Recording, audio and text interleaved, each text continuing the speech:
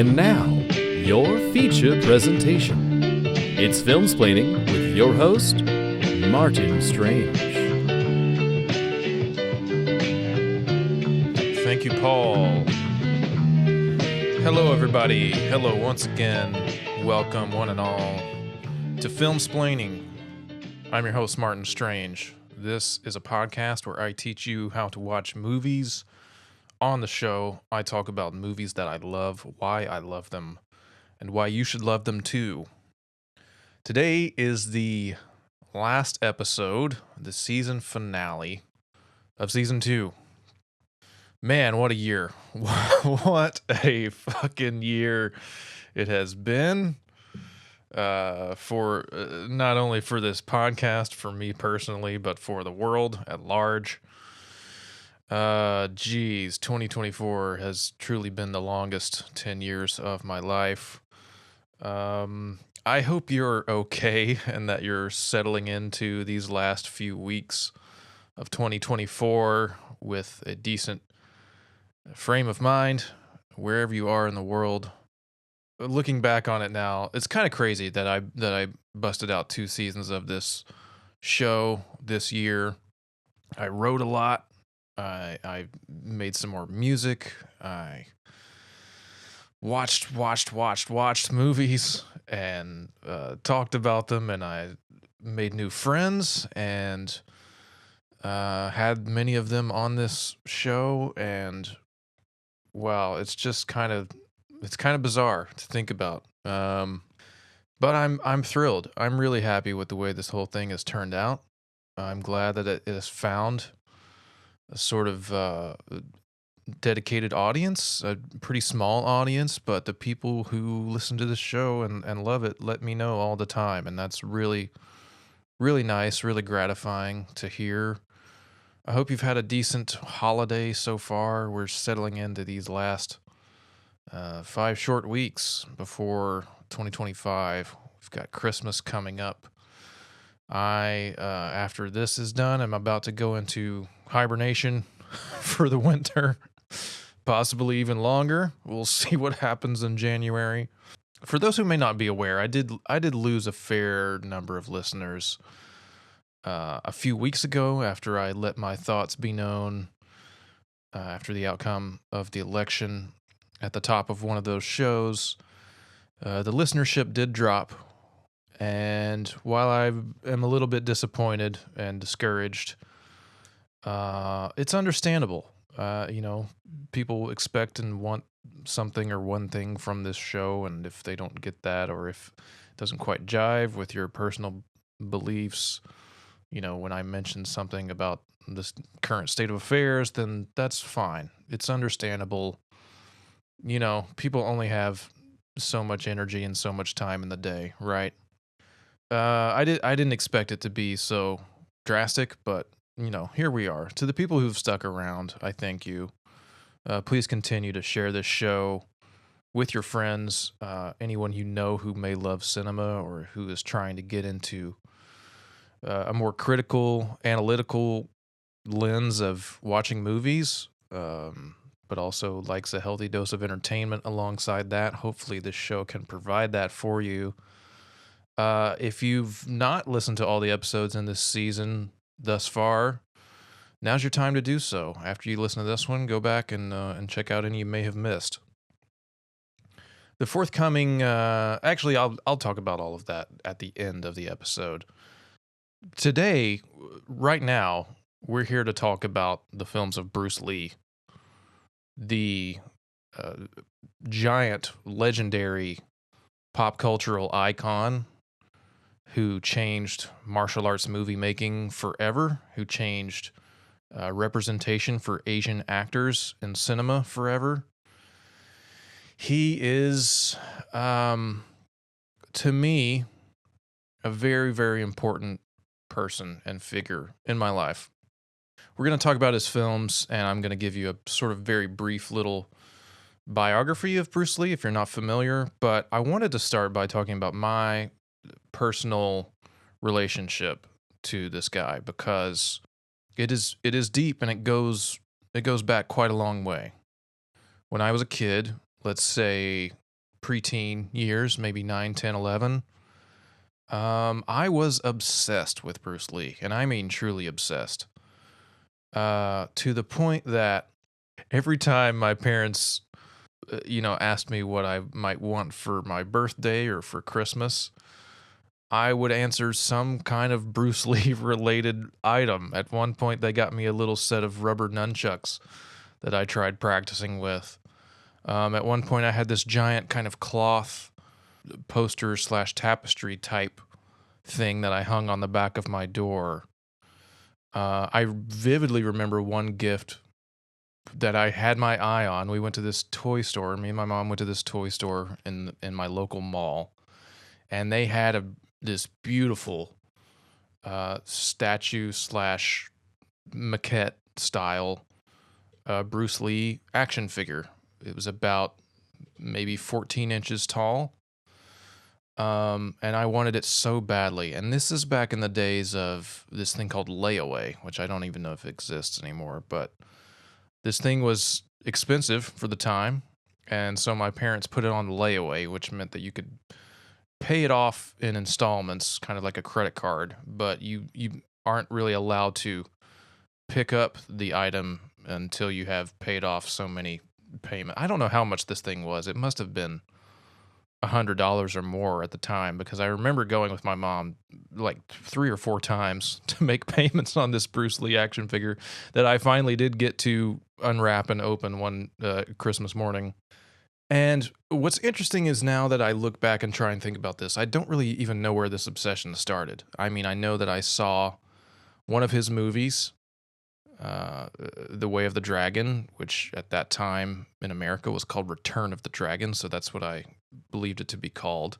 This was the first one that I saw of his, as far as I remember, and we had picked it up on a VHS tape at a flea market, and I don't know what led me towards it, unless it was perhaps my parents leading me towards it, but I got it and watched it and just became thoroughly enamored of this man, of his skill, of his body, the things that he was able to do with his body through this kind of hodgepodge technique of combining all these martial arts styles.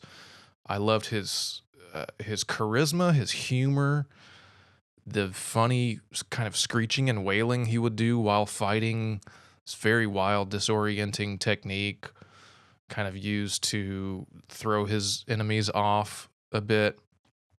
And in that movie, there's a very important climactic fight scene with Chuck Norris. We're going to talk in depth about it, but I must have watched that movie a dozen times maybe, and gradually started seeking out his other movies.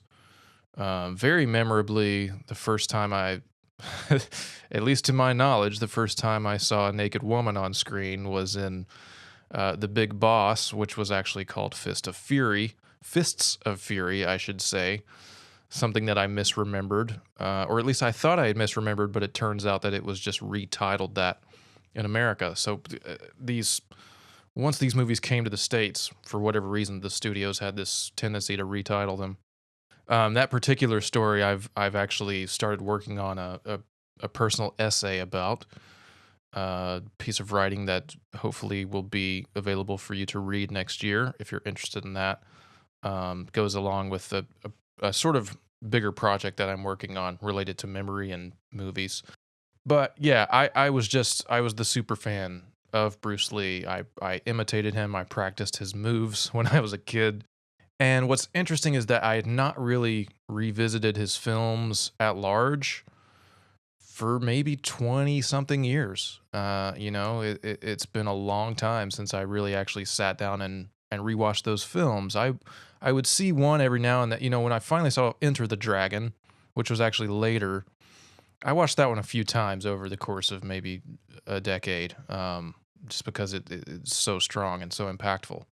But the rest I had not revisited until this year. I saw The Big Boss, or as I believed it was called, Fists of Fury, on Tubi, I believe. And then they had the film that is actually called Fist of Fury, the next film, which I had never seen before. That one I had not seen. That one was retitled The Chinese Connection in America. Just really baffling choices. And it sparked this urge to go back and revisit this stuff. And I mean, I've also, I've read a lot about Bruce Lee as a person. I've read a lot about his philosophy. I've been tangentially kind of inspired by his philosophy and the way that it is inspired by Taoism and the way that he approached life and the way that he urged others to live in this kind of holistic, meditative, Zen-like way, building your body, building your mind, reinforcing your sense of self, becoming like water. That's his very famous quote, is to be like water, be formless, be shapeless. You fill the container that you are in, you are adaptable, you can erode rock. There's all this really kind of deep sort of mysticism surrounding his work. And in his final kind of statement that he was working on before his untimely death in 1973, which was to be the film The Game of Death, he was infusing all of his philosophies into his actual action choreography and his fighting style. And it was a main theme that was going to be crucial to that work, which was sadly bastardized in a completely different film that comes out much later. We'll talk about it at the end. But I just have found this guy fascinating for so long. I looked up to him for so long. The more I've read about him, the more I've learned about him, the more intrigued I am. He is a genuine success story, built himself from the ground up, worked his way into Hollywood, and then returns to Hong Kong to become the biggest superstar that country had ever seen. I finally pulled the trigger on the Criterion box set in order to do this episode. Something I've been wanting for years. They put it out in 2020. I finally got it. It contains all 5 films that we're going to talk about and loads of great special features that I'll mention. A great essay, lots of, just really cool context for who this guy was, how he became the person that he is, and how his legacy has lived on, now 40, 50 years after his death.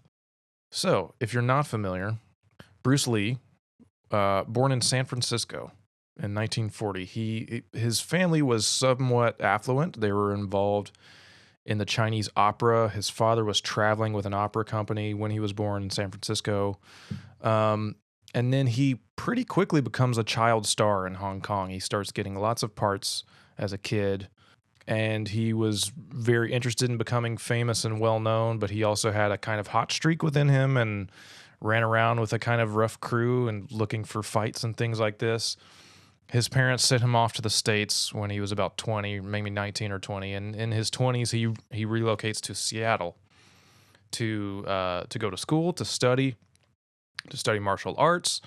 And he worked as a busboy at this time, gradually kind of starts to build a name for himself. In the 60s, he spends his time trying to break into Hollywood.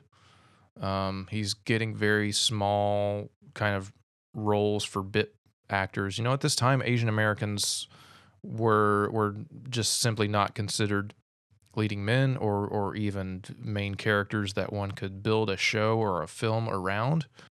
And Bruce Lee himself really goes to quite a great length to sort of change this perception, as we will see in the 5 incredibly important movies that he made.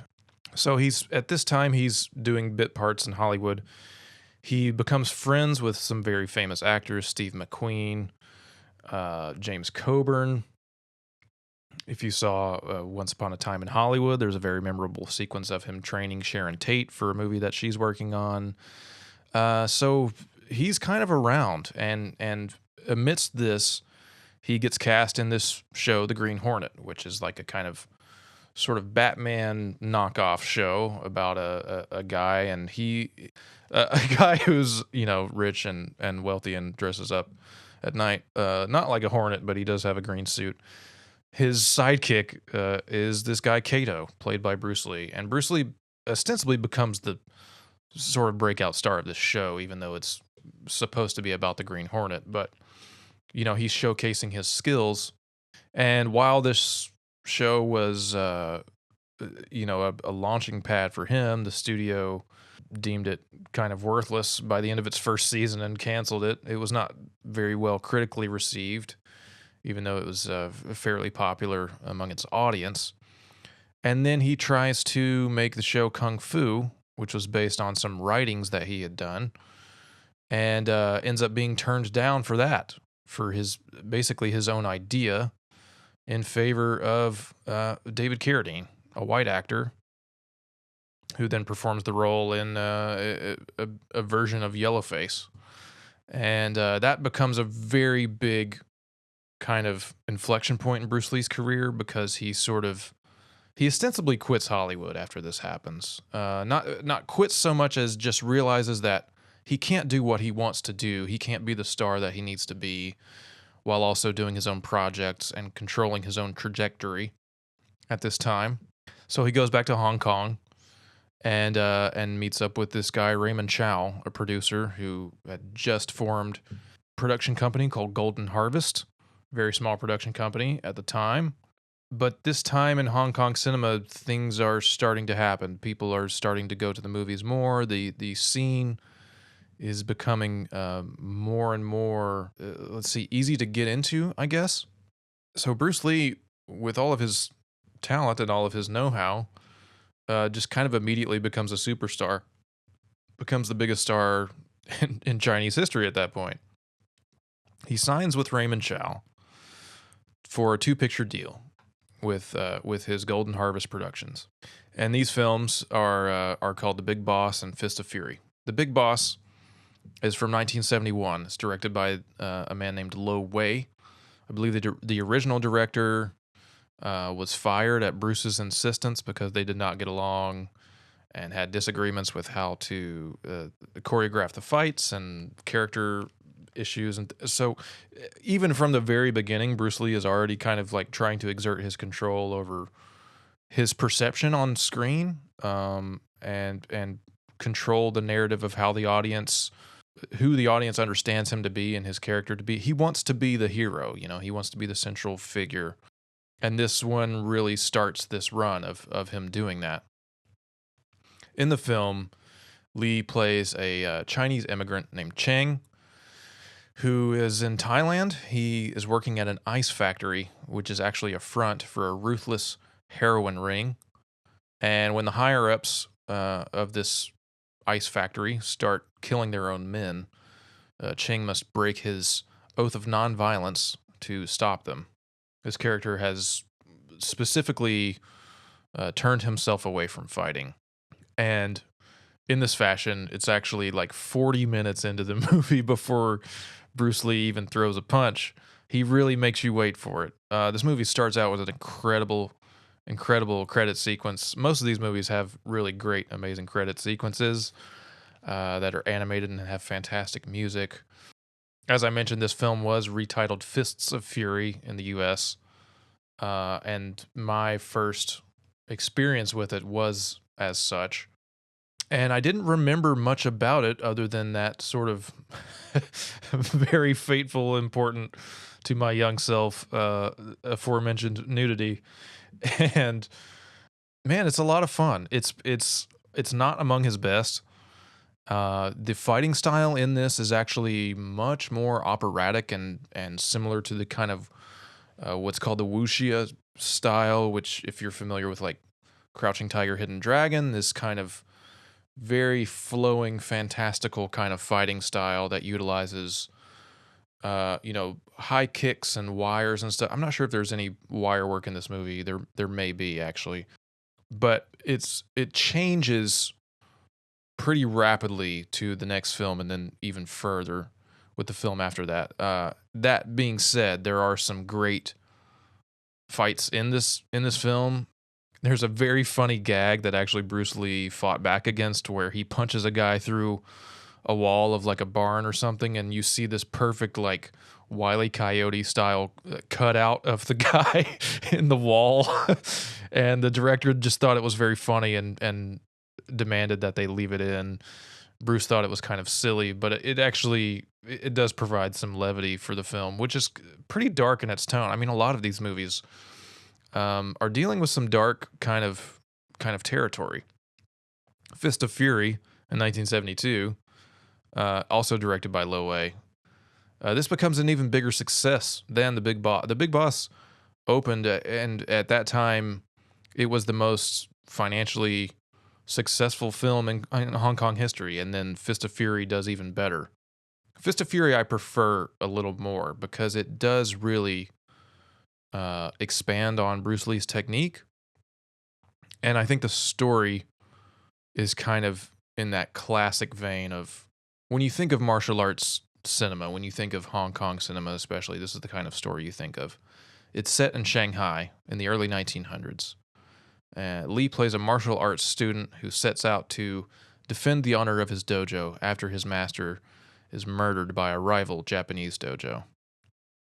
This is more of a historical revenge tale. This rival Japanese dojo are kind of Japanese imperialists. There's a heavy anti-colonial message in this movie. They're dealing with things like occupation. Again, Lee's technique and his style, he finally gets a part to kind of direct the action and the choreography in this movie, even though he's uncredited. And so the action in this one is just so much tighter and so much better executed than The Big Boss. There's these big, massive scenes of him taking on. I mean, there's a scene where literally he takes on the entire school of the Japanese at this virtually at the same time. He's just taking on dozens of people at once. It's very reminiscent of the Crazy 88's fight in Kill Bill, if you've seen that, of him just like, and he's just like kicking these guys. They're circling around him. He's just kicking guys over and over. A lot more refined, I think, than the first film. And that becomes the sort of jumping off point for him to really show his prowess at choreography and at molding all of these different styles to form his own in the next film, which is The Way of the Dragon. That's from 1972 as well. 1972, very important year. He makes 2 movies and actually begins making a 3rd movie, which was to become Game of Death. So he's busy. He's really busy. He's the biggest superstar in China. This movie he actually had complete control over. It holds the distinction of being the only movie to be written, directed, and with the fight choreography by Bruce Lee himself. So at this time he's studying filmmaking. He's studying books. He's studying other directors.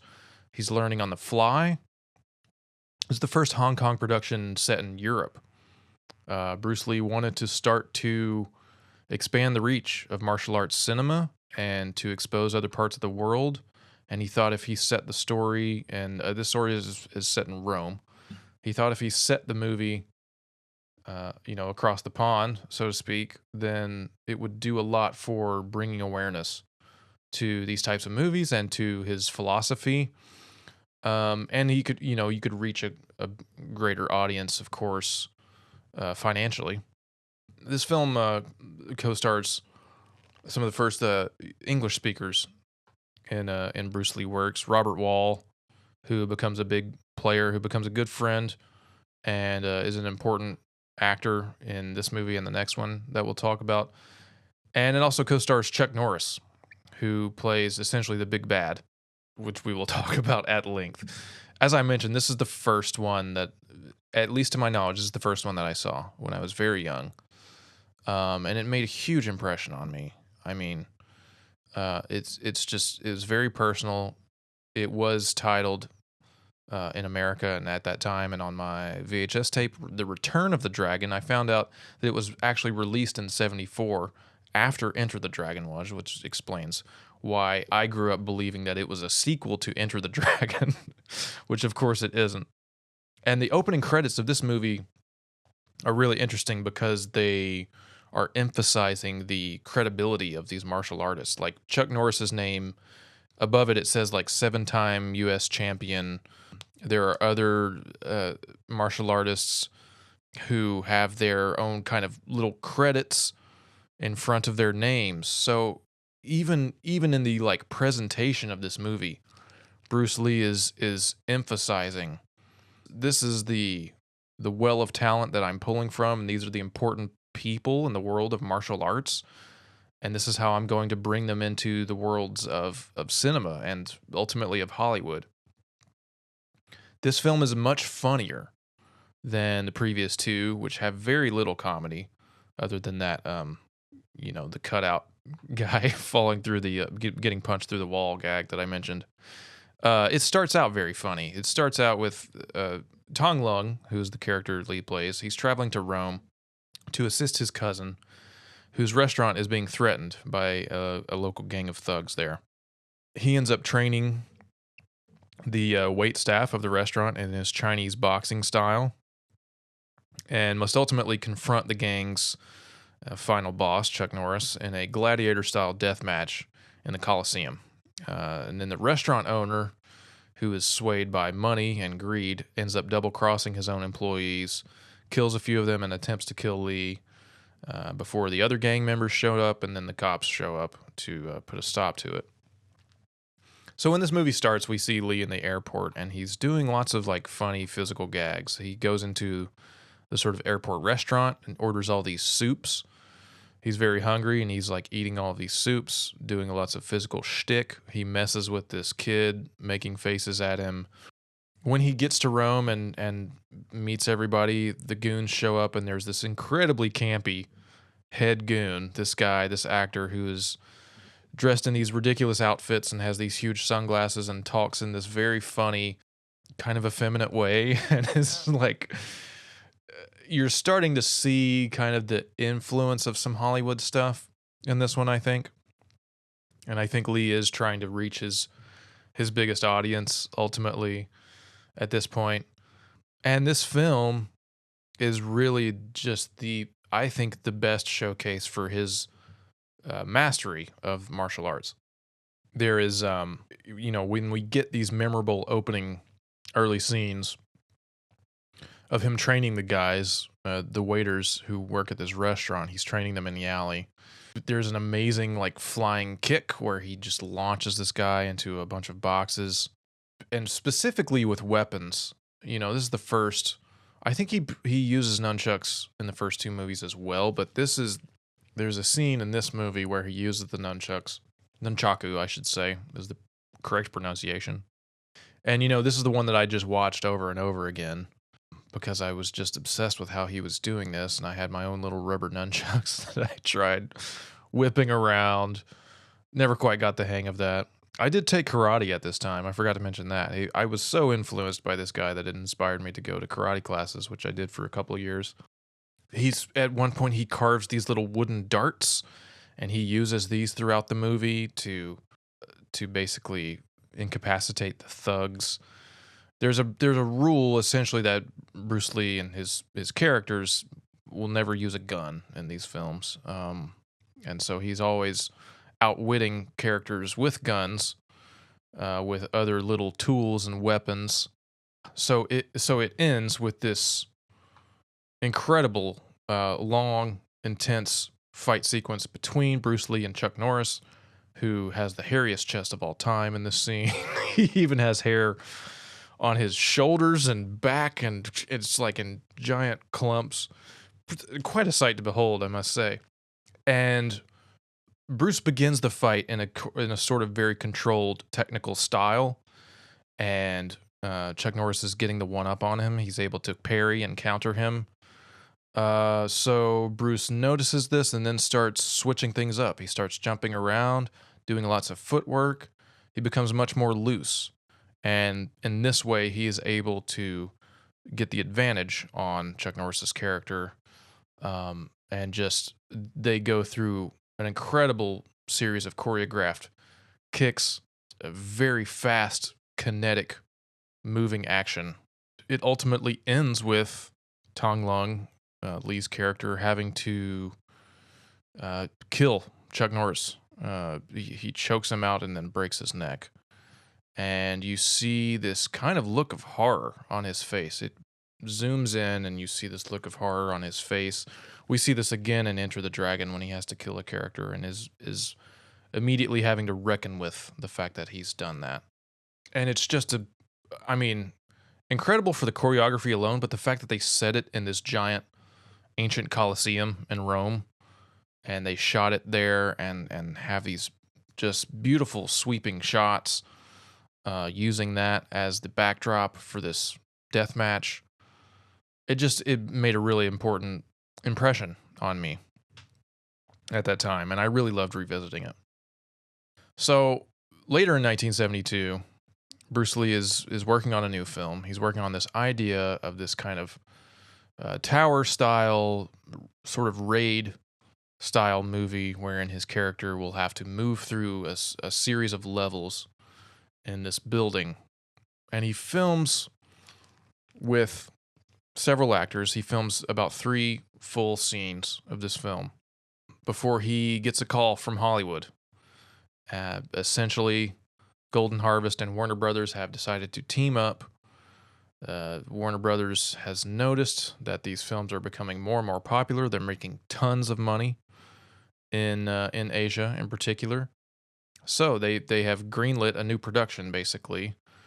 And so Bruce Lee puts that film on hold, which is to be Game of Death, and goes to Hollywood to start production on a movie called Enter the Dragon, directed by a guy named Robert Klaus, and starring some very important up-and-coming martial arts stars. John Saxon, who was a karate champion. You also may know him from Nightmare on Elm Street, plays Nancy's dad, as well as tons of other movies. He's in Tenebrae, I believe, the Argento film.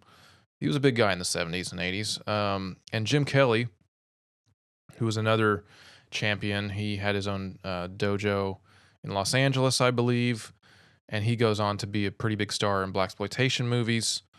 Plays a character called Williams. And then Robert Wall, the really big guy who we saw in Return of the Dragon. Excuse me. See, I'm doing it now. Way of the Dragon. He's Chuck Norris's kind of henchman in that movie. In this movie, he comes back. He has a giant scar on his face.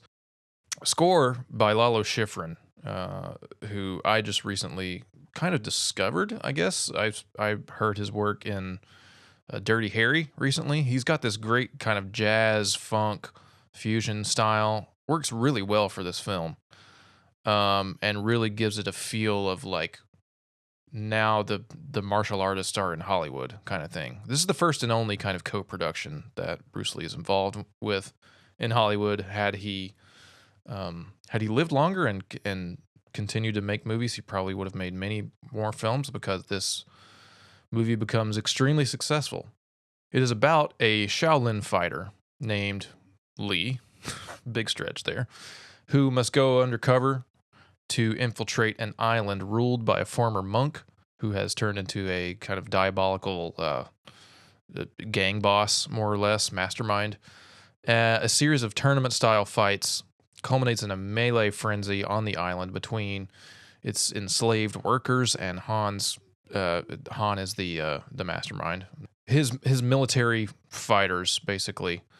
This leads Lee into a deadly face-off with Han into a Hall of Mirrors, which becomes the most significant and important set piece, I think, of Bruce Lee's career. The film is released 10 days after Bruce Lee died of a cerebral edema. It becomes one of the most profitable films of all time. I think the most successful Hong Kong production ever. The budget was less than $1 million. I think roughly $900,000, and it makes $90 million internationally. And if the plot of this movie sounds similar, it's possibly because you have played the game Mortal Kombat, which was directly inspired by the plot of this movie, even down to certain characters. I mean, Han is clearly the Shang Tsung character. Bruce Lee's character is very much the is it Kung Lao or Luke? It's more Liu Kang, I guess. Jim Kelly's Williams character, very much an analog for Jax. John Saxon could be considered kind of the Johnny Cage. It's incredibly similar. I mean, but what's interesting about this movie is that as it is a sort of Hollywood production of a martial arts film, there's all these other elements of stuff. There's a lot of elements of blaxploitation in this movie. I mean, down to the score, down to Jim Kelly's character, the costuming, even the outfits are very modern, very like hip and chic, and there's a huge James Bond element in this movie as well. I think the initial pitch for Enter the Dragon was Bruce Lee as James Bond, and he has to go to this island, infiltrate this base.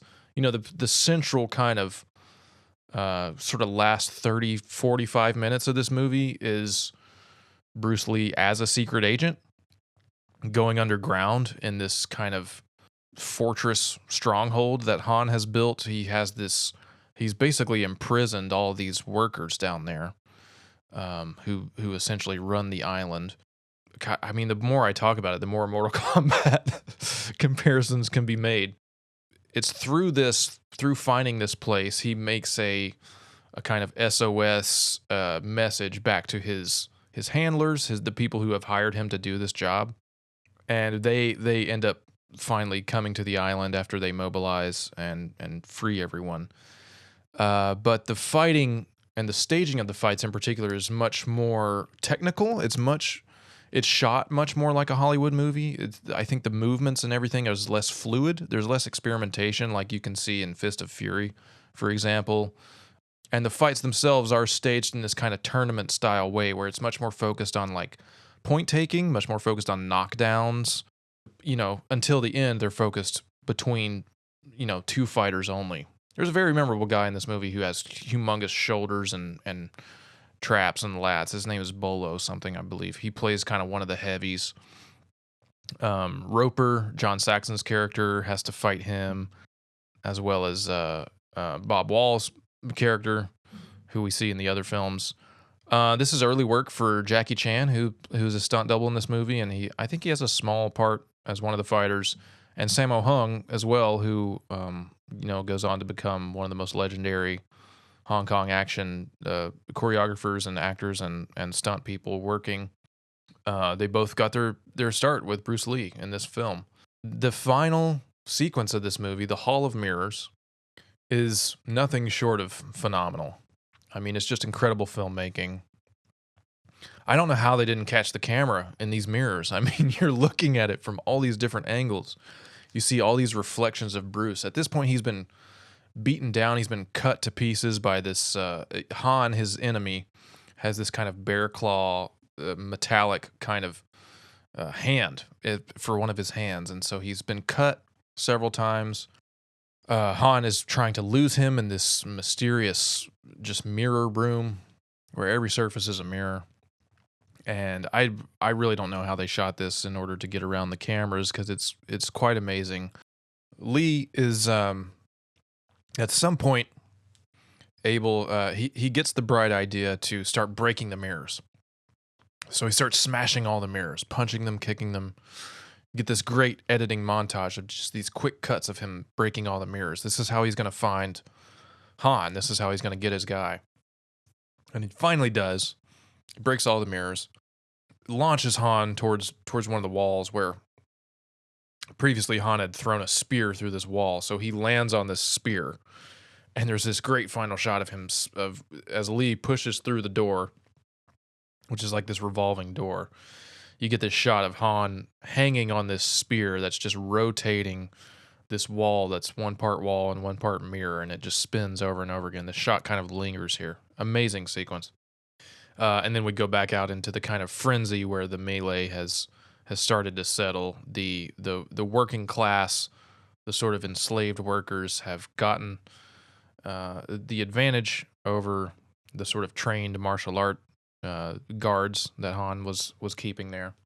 It's just fantastic. I mean, it's an amazing movie. It's his most well-known movie. If anyone knows Bruce Lee, they probably know Enter the Dragon. It was a huge hit, incredibly successful, and unfortunately is just kind of like marred by the fact that he died just before it was released. and was not able to follow it up with anything.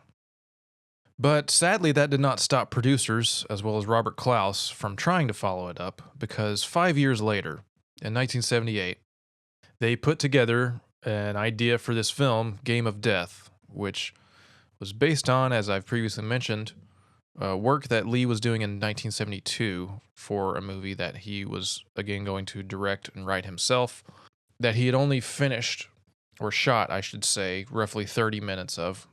And these guys decide to, first of all, they only take like 10 minutes of the footage that he had finished, and they cut it into this movie where ostensibly they're using this footage that Lee made in 72. It's working, it's under a new film called Game of Death.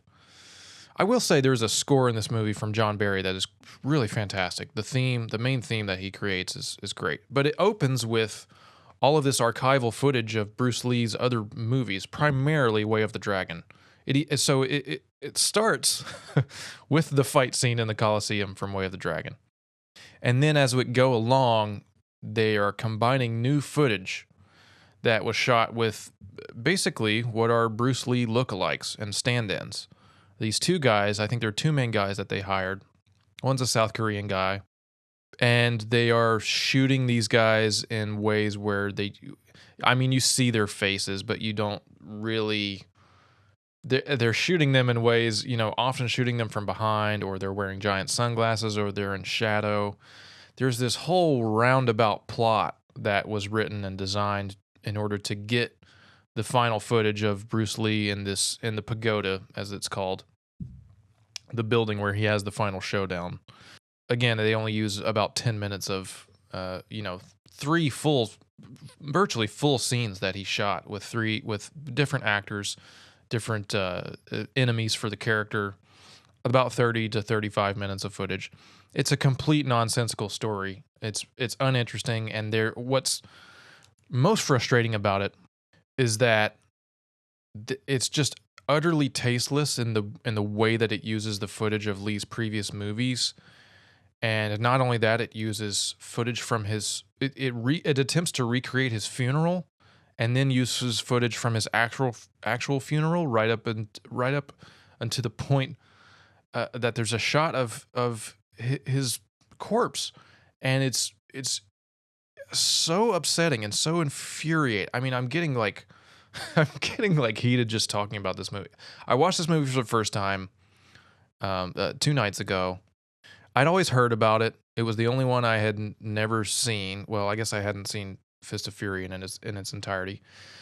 I didn't know to the extent that this movie was just this kind of cobbled together mess of stock footage, archival footage from Lee's movie. I mean, there is a shot where they use a paper cutout of Bruce Lee's face over top of an actor as part of a scene in this movie. I mean, the utter tastelessness of it is baffling, and I cannot believe that this movie was made. I wrote in my Letterboxd review that it's a film that should not exist, because I firmly believe that. I don't think this movie should exist, at least in the version that it does. I think the only things it really gives us are the John Barry score. There is a great fight between Sammo Hung and Robert Wall, Bob Wall, the guy who was in both of the previous movies. Pretty good fight between them, and then it gives us, the iconic yellow suit with black stripes on it that we all know and have seen. Of course, inspires Kill Bill, the suit that Uma Thurman wears in that movie. Clearly, very many Bruce Lee callbacks in that film, and it also gives us this great iconic fight between Bruce Lee and his student at the time, Kareem Abdul-Jabbar, who, of course, to be a legendary NBA player. He was working with Bruce Lee at this time, learning martial arts, and this is the sort of mission statement of the original film that Bruce was trying to make, which is this kind of explanation / demonstration of his Jeet Kune Do philosophy. He formed his own kind of martial art that was comprised of all this other stuff, right? Of kung fu, of karate, of Zen philosophies, And it's all about becoming adaptable and becoming, I'll say again, like water, becoming malleable and action with no action and reacting. And you see this in this fight, which sadly is cut to ribbons in this film. The other two sequences that he filmed before. So to kind of explain this just a little further, I just want to kind of add some little context around what was originally Bruce Lee's idea for this movie, which was that his character would be moving up through this kind of, if you've ever played the arcade tower in Mortal Kombat, it's much like that. So you know, as you're advancing each stage, the enemies become more and more difficult to defeat, right? So that was more or less the core idea of this film. And he had left behind lots of production notes and lots of ideas about what the story actually was. But sadly, they didn't, the people who decided to cobble together this movie didn't really follow his wishes with that. They just sort of used pieces and parts of what he had already shot and invented this wildly stupid roundabout way of I mean, the character of, I can't even remember the guy's name now because it was so infuriating. Billy Lowe is the name of the character in Game of Death, the 1978 version. He like fakes his death and changes his face and all this. They do all this kind of stuff where it's like, it's almost like this kind of meta commentary that could be interesting if it was done in a respectful way and done like, I don't know. I just think that the intention with this movie starts out in such a poor taste from the very beginning that there was no real saving it. Now, thankfully, the good folks at the Criterion Collection, who released this box set that I drew all of this research from, the people who preserve stuff there, they were able to find and re-edit and basically complete the original footage, the roughly 30 minutes of footage that Lee had filmed, and compile it in a way that the narrative for what that movie would have been shows how his character is moving up through this pagoda, this building, where each level contains a new antagonist who has a different sort of skill set and provides new challenges for Lee's character to have to adapt to. You also get, in the beginning, there are other characters who are helping him get up this tower style tournament thing, and they are dispatched by one of the guys. I believe it's Dan Inosanto, who is also a student of Bruce Lee's. So each of these guys is using a different method and a different martial arts style to try and defeat him with. And as he's moving up, he's learning to adapt and using different counterattacks and counter styles to best them. And it culminates in the fight with Kareem Abdul-Jabbar's character. And this is really a great, I mean, it's a little, I will say it's a little stilted and a little, you can see how it was kind of early stages, and maybe they would have shot this again if had Lee been given the chance. But it is a great sequence, and what's really most interesting and inventive about it is that for whatever reason, Kareem Abdul-Jabbar's character, this little featurette is called Game of Death Redux, by the way. It's on the Criterion edition. But Kareem's character, he wears these dark glasses. His eyes are extremely sensitive to the light.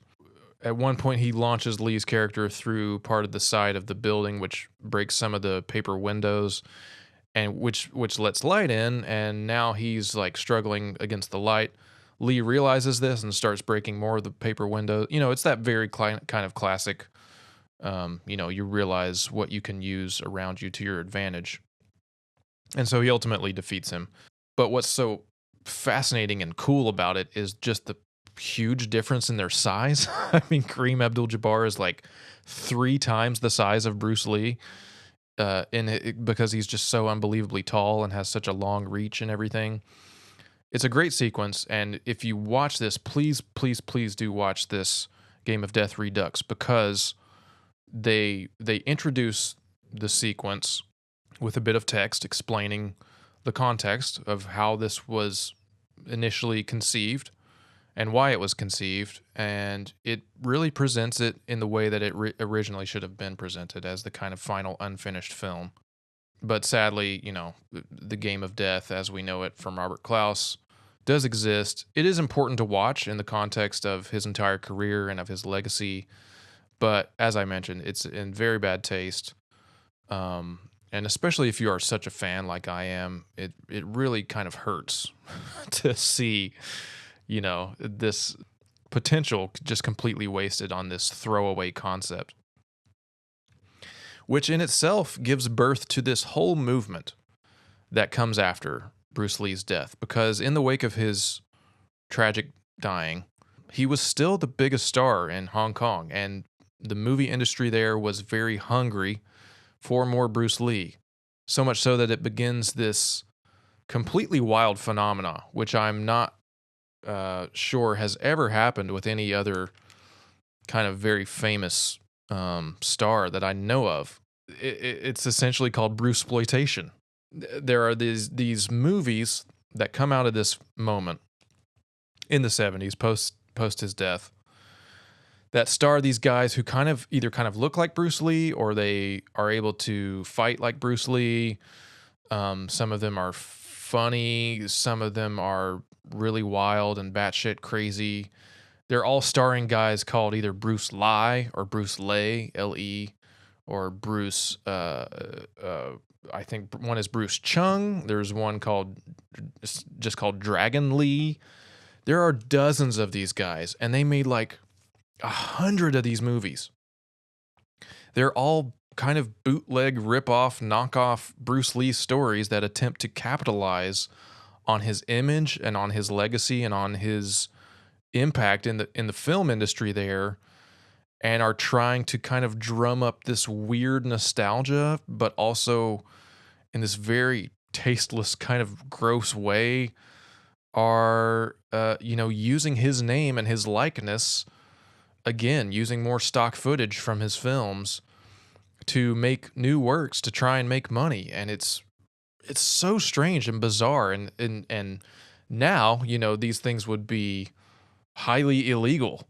And maybe they were even illegal at the time, but there was just no kind of recourse to put a stop to it, because these studios who were making these movies, these Bruceploitation movies, which are all bad, by the way. None of them are like impressive, or none of them even reach the heights that Bruce Lee himself could have done, because all these guys either most of them have like one sort of characteristic that's close to Bruce Lee.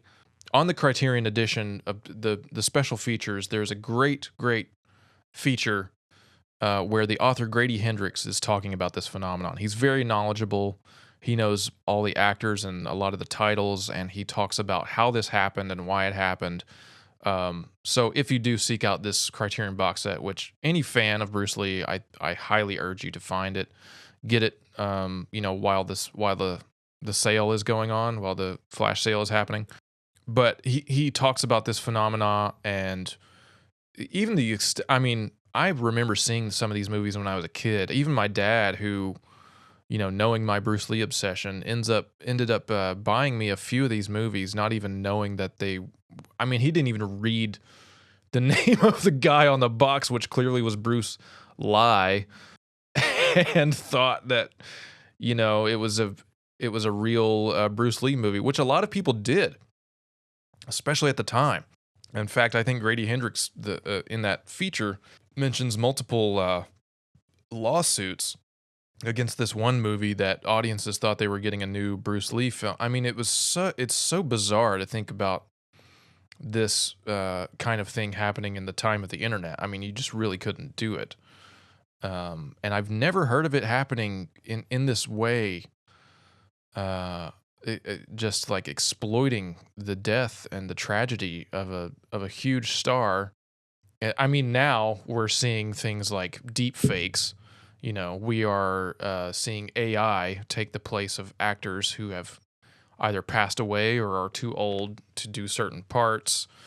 So in a way, this kind of thing is starting to return, especially to Hollywood, and it's getting more and more gross and tasteless, and more just in bad faith. Really interesting comparisons actually to draw with some of the stuff that we find ourselves dealing with now in certain Hollywood pictures. But that's kind of the final, statement on sort of his legacy and kind of the way that his work changed everything. I mean, it changed everything in Hong Kong. It changed martial arts cinema. It changed Hollywood. I mean, Hollywood starts going all out, doing more action movies at this time, doing more stuff in regards to martial arts cinema. Jackie Chan becomes a huge star, a huge crossover international star.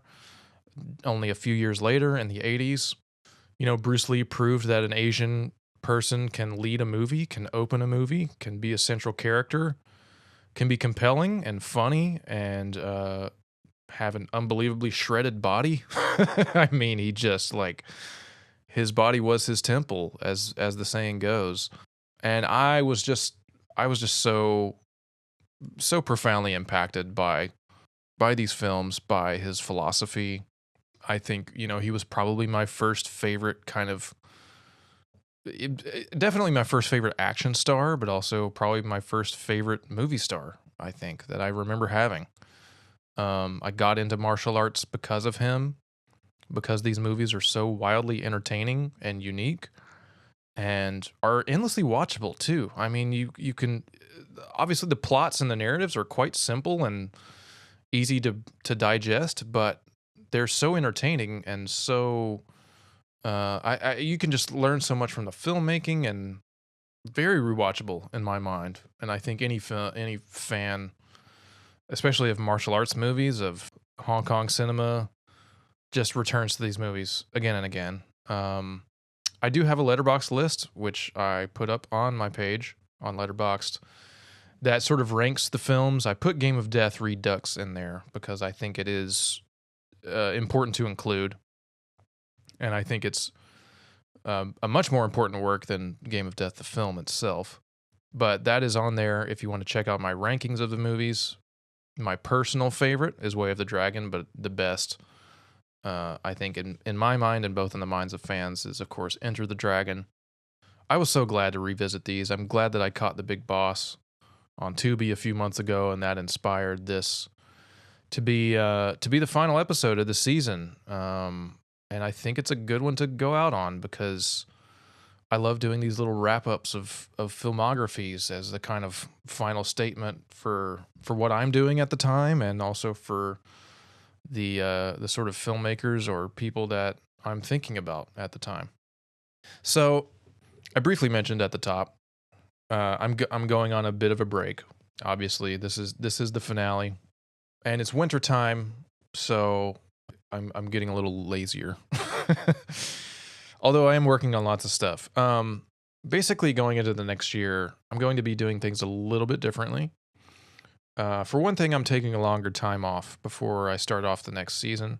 In February, I have a trip planned to Europe, so I will be there for a few weeks, and I'm hopefully going to be possibly able to reach out to some fans and friends of the show in the cities I'll be visiting over there. We'll see, but that's going to take up some time and also some kind of pre-planning. So I won't be starting up the show again until March of 2025.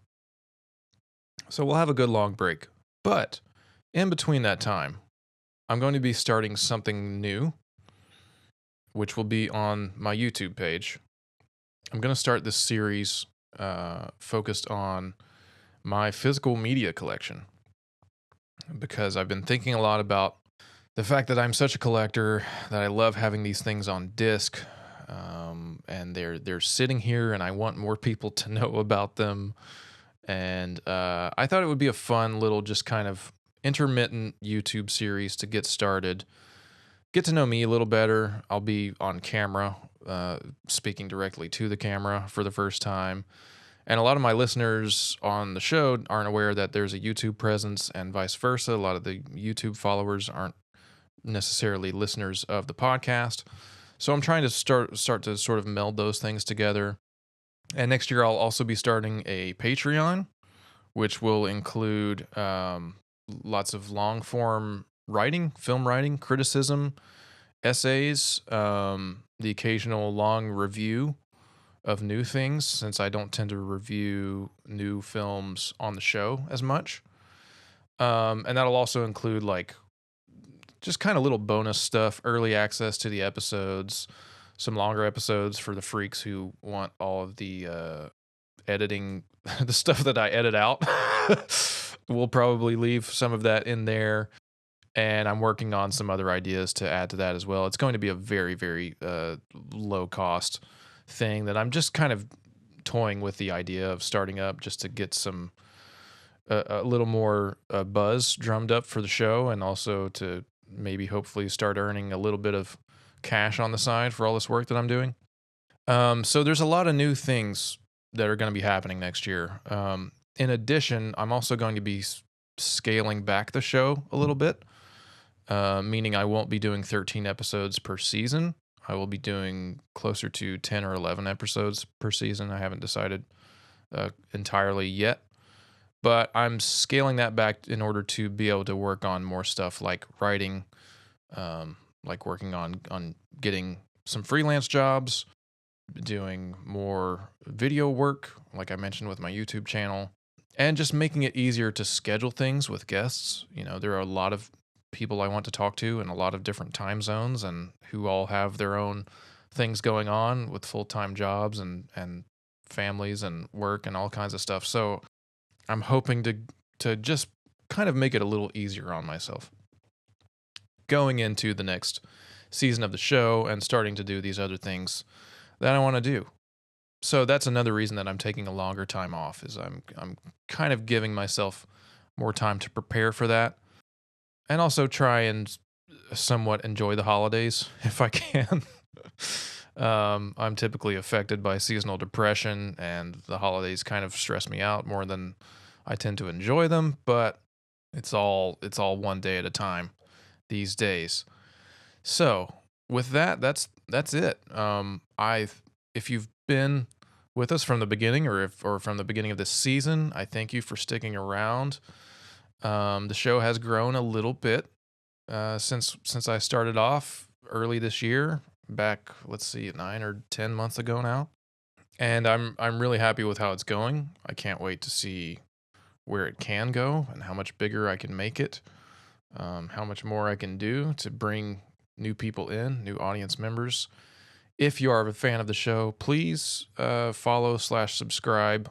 Those things do help us get into the sort of digital noise that allows us to get a bigger audience, and rate the show as well. You can rate it however many stars you want, whatever you think is the appropriate amount, just as long as you do so. That also helps us get dropped into the sea of algorithm nonsense. And yeah, just thank you as always for listening.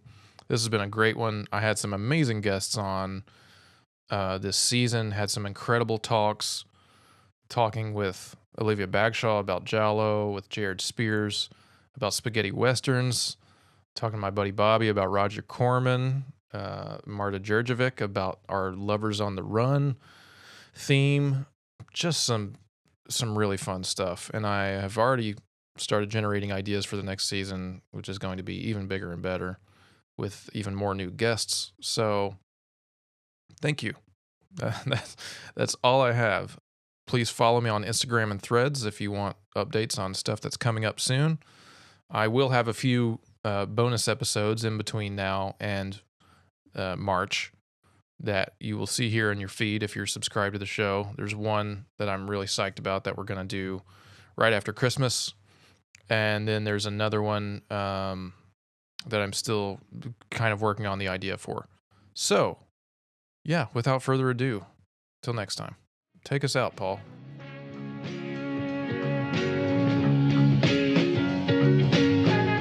This has been Filmsplaining with Martyn Strange. We hope you enjoyed the show.